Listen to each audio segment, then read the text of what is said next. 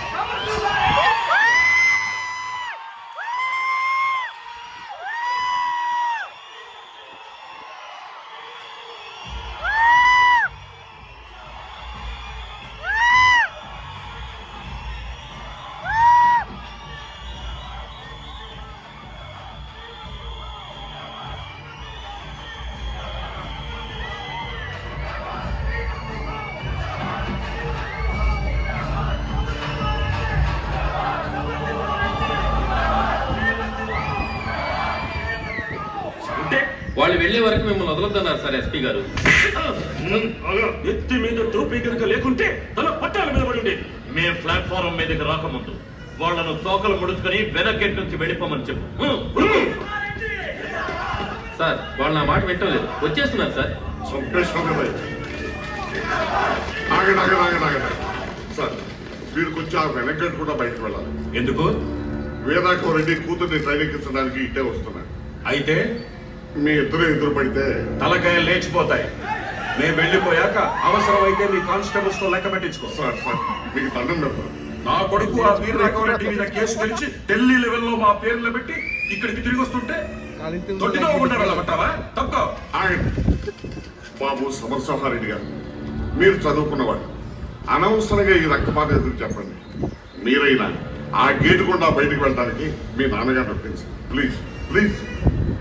నాన్న అటు వెళదాం పదండి. సమరా, మనం అటు వెళితే వాడు మీసం తిప్పుతాడరా.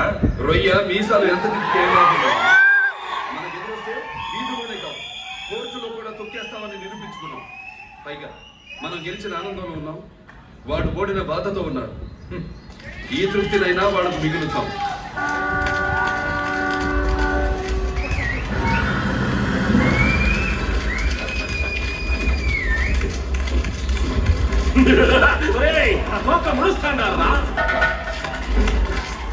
వాడు అరుస్తున్నాడు రా. కుక్క పొరిగిందనుకో.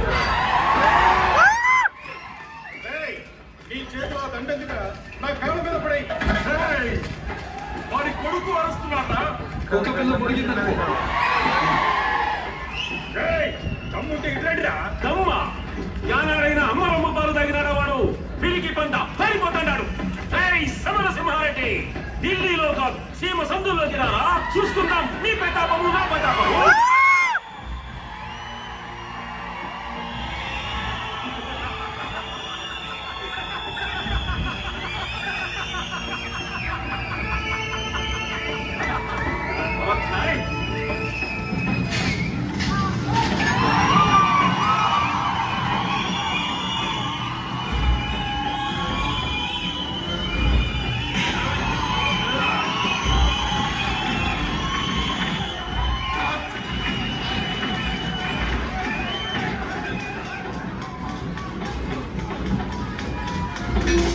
మంచిదన్నాన్ని పిరికితనంగా అర్థం చేసుకున్నావు కదరా. ఎగిరి పడ్డామంటే ఏరుకోవడానికి ఎముకలు కూడా మిగలవు. నీ వంశానికి ఉన్న విలువెంత, నీ పౌరుషానికి ఉన్న బవరంత. తమ్ము గురించి రొమ్ము ఎరగ తీసుకుని మాట్లాడావు కదరా. వినిపించుకో. వినిపించుకోరా.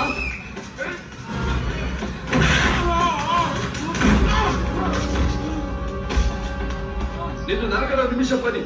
నీ కొడుకులో నీ వాళ్ళొచ్చేలోపు కత్తెక్కర్లేదురా. ఈ కాలు చాలు నీ కంటలోకి చంపడానికి. చూడు, నేను గట్టిగా వచ్చానంటే ఆ సౌండ్కే గుండెకి చస్తావురా నువ్వు.